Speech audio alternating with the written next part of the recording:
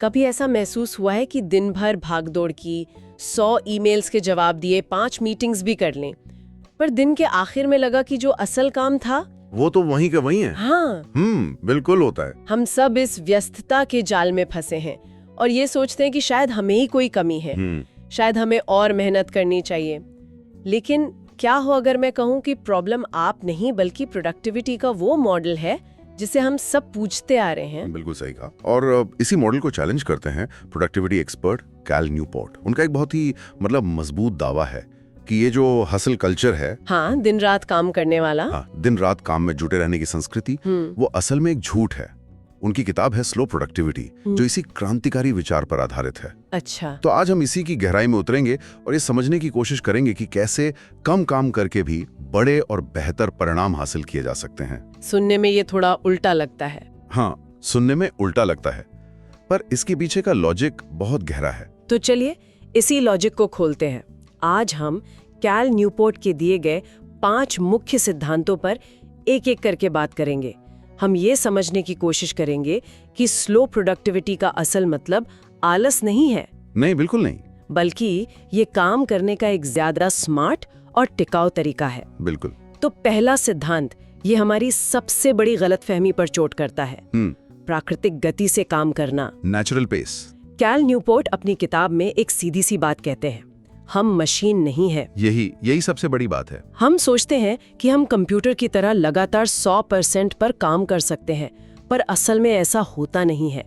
एक धावक को ही देख लीजिए, वो अपनी सांस और लय के हिसाब से दौड़ता है ना? सही बात है। अगर वो मशीन की तरह लगातार एक ही स्पीड पर भागेगा तो कुछ ही मिनटों में ढेर हो जाएगा। और दिलचस्प बात यह है कि इसके पीछे का जो विज्ञान है वो भी यही कहता है। अच्छा, जब हम अपनी प्राकृतिक लय में काम करते हैं तो न्यूपोर्ट के मुताबिक 2 चीजें बढ़ती हैं। क्या? एक तो काम की क्वालिटी, अच्छा, और दूसरी हमारी क्रिएटिविटी। अरे वाह। हाँ, रिसर्च भी ये दिखाती है कि जो कंपनियां 4-डे वर्क वीक अपना रही हैं, हाँ, मैंने सुना है इसके बारे में, जहां कर्मचारियों को अपनी गति से काम करने की छूट मिलती है, उनकी प्रोडक्टिविटी असल में 20% तक बढ़ जाती है। अरे वाह। तो यहाँ स्पीड कम करने से असल में आउटपुट बढ़ रहा है, जो सुनने में, जैसे आपने कहा, उल्टा लगता है। बिल्कुल। ऐसा इसलिए होता है क्योंकि लगातार दबाव और डेडलाइन का जो तनाव है वो हमारे दिमाग के उस हिस्से को बंद कर देता है जो गहरी सोच और नए आइडियाज के लिए जिम्मेदार है।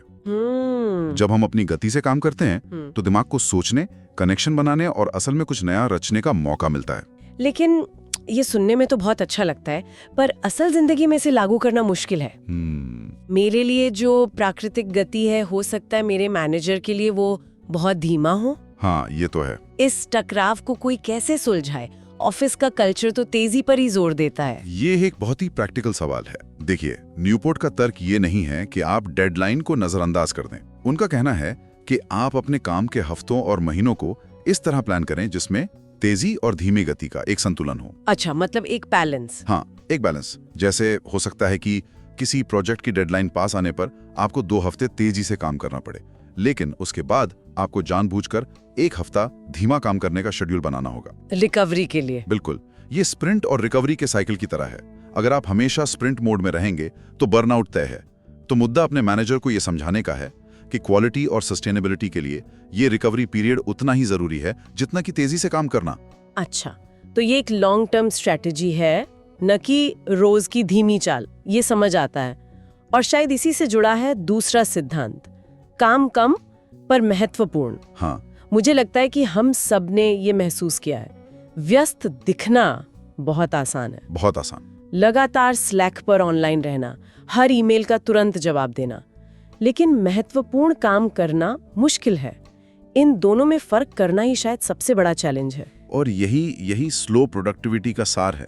इसका मतलब आलस नहीं, बल्कि प्राथमिकताओं को बेरहमी से चुनना है। बेरहमी से। हाँ। आपने पेरेटो सिद्धांत या 80-20 नियम के बारे में सुना होगा। हाँ, सुना है। जहां अक्सर 80% परिणाम हमारे 20% प्रयासों से आते हैं। यह सिद्धांत उसी 20% महत्वपूर्ण काम को पहचानने के बारे में है।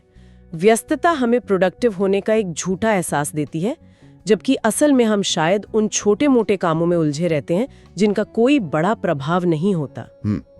न्यूपोर्ट कहते हैं कि हर सुबह अपने आप से एक सवाल पूछो, क्या अगर आज मैं सिर्फ एक ही काम कर सकता तो वो क्या होता जिससे सबसे ज्यादा फर्क पड़ेगा। उस एक काम को पहचानना और इसे पूरा करना 10 छोटे-मोटे काम करने से कहीं ज्यादा बेहतर है। तो इसका मतलब ये हुआ कि हमें ना कहना सीखना होगा, बिल्कुल। जो कि बहुत से लोगों के लिए, खासकर मेरे लिए, बहुत मुश्किल होता है। हम दूसरों को निराश नहीं करना चाहते हैं। बिल्कुल, ना कहना एक स्किल है और इसे सीखने का एक तरीका ये है कि आप इसे सीधे-सीधे मना करने के बजाय एक विकल्प के तौर पे पेश करें। अच्छा, वो कैसे? जैसे अगर आपका बॉस आपको एक नया काम देता है तो आप कह सकते हैं, ठीक है मैं ये कर सकता हूँ, लेकिन अभी मैं प्रोजेक्ट एक्स पर काम कर रहा हूँ जो ज्यादा जरूरी है। क्या आप चाहते हैं कि मैं प्रोजेक्ट एक्स को रोककर पहले ये काम करूं? इससे फैसला उनके हाथ में चला जाता है और उन्हें भी एहसास होता है कि आपके समय की एक सीमा है। ये दिखाता है कि आप काम से भाग नहीं रहे बल्कि प्राथमिकताओं को समझ रहे हैं। वाह, ये एक बहुत ही कारगर तरीका है। तो एक बार हमने उस 20% जरूरी काम को पहचान लिया तो सवाल उठता है कि उसे करें कैसे। और यहीं पर शायद तीसरा सिद्धांत आता है, रोज डीप फोकस का समय बनाना। अच्छा, तो आप कह रहे हैं कि मैं जो दिन भर 10 टैब्स के बीच कूदती रहती हूँ और सोचती हूँ कि मैं मल्टीटास्किंग की शहंशाह हूँ, वो असल में प्रोडक्टिविटी नहीं है। ये बात तो मुझे सोचने पर मजबूर कर रही है, क्योंकि मुझे हमेशा लगता था कि मैं बहुत काम कर रही हूँ। ये हम सबकी कहानी है, लेकिन कैल न्यूपोर्ट का सुझाव है कि रोजाना सिर्फ 2-3 घंटे का, बिना किसी डिस्ट्रैक्शन के, बिना फोन, बिना ईमेल, बिल्कुल बिना फोन बिना ईमेल के किया गया काम किसी भी इंसान को औसत से बहुत ऊपर ले जा सकता है। सिर्फ 2 से 3 घंटे बस। हाँ, इसके पीछे का कॉन्सेप्ट है न्यूरोप्लास्टिसिटी। जब हमारा दिमाग बिना भटकाव के एक ही चीज पर केंद्रित होता है तो वो उस काम के लिए दिमागी तौर पर एक सुपर हाईवे बना रहा होता है। अच्छा। हर बार जब आप मल्टीटास्क करते हैं तो आप उस हाईवे को छोड़कर छोटी छोटी गलियों में भटक जाते हैं, जिसमें समय और दिमागी ऊर्जा दोनों बर्बाद होते हैं। डीप वर्क सिर्फ काम खत्म करने के बारे में नहीं है, ये उस काम में महारत हासिल करने, जटिल समस्याओं को सुलझाने और सच में कुछ नया बनाने के बारे में है। लेकिन इस तरह का गहरा फोकस तो बहुत थका देता होगा। हाँ, देता है। मुझे तो लगता है कि 2 घंटे डीप वर्क करने के बाद दिमाग पूरी तरह खाली हो जाता है, तो फिर बाकी दिन के लिए एनर्जी कहाँ से आएगी? शायद यहीं पर आपका अगला सिद्धांत काम आता है। आपने बिल्कुल सही नस पकड़ी है, और इसीलिए चौथा सिद्धांत शायद आज की हमेशा ऑन रहने वाली दुनिया में सबसे ज्यादा जरूरी है। कौन सा? बिना गिल्ट के आराम करना। बिना गिल्ट के। हम एक ऐसे समाज में रहते हैं जहां आराम करने को अक्सर समय की बर्बादी या कमजोरी माना जाता है। सही बात है। अगर हम काम नहीं कर रहे हैं तो हमें एक तरह का गिल्ट महसूस होता है। लेकिन न्यूपोर्ट की किताब में एक बहुत शक्तिशाली लाइन है, आराम कमजोरी नहीं बल्कि एक स्किल है। पर क्या इसका दूसरा पहलू भी नहीं है? कहीं ऐसा ना हो कि बिना गिल्ट के आराम आलस का एक फैंसी बहाना बन जाए?